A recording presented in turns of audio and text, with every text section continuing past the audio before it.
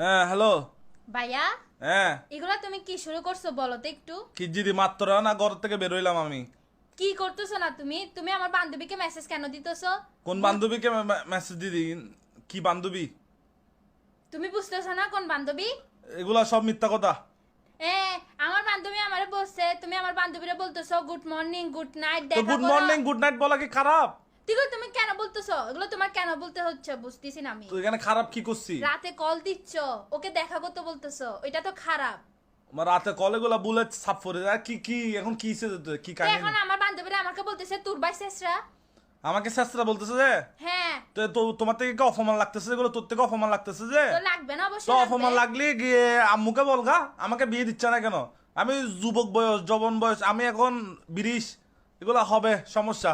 এগুলা যদি এত গায়ে লাগে আম্মুকে বলগা আমাকে বিয়ে দিতে। বুঝছস? আমা, দেখো তোমার পোলা কি বলতেছে।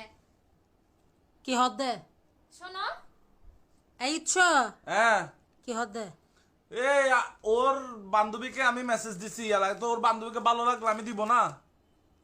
তোর বান্ধবীর কত তো ভালো লাগে। তোর বান্ধবী তোর বন্য নাই বেজেন কেন বইন? তো কিসের বইন?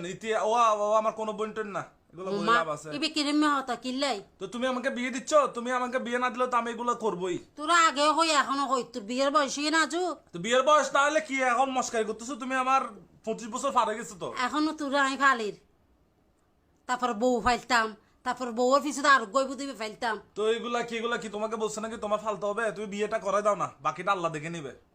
দেখিল নিজের তো কিছু হরণ পরে আজ কিছু নকরিয়ে না।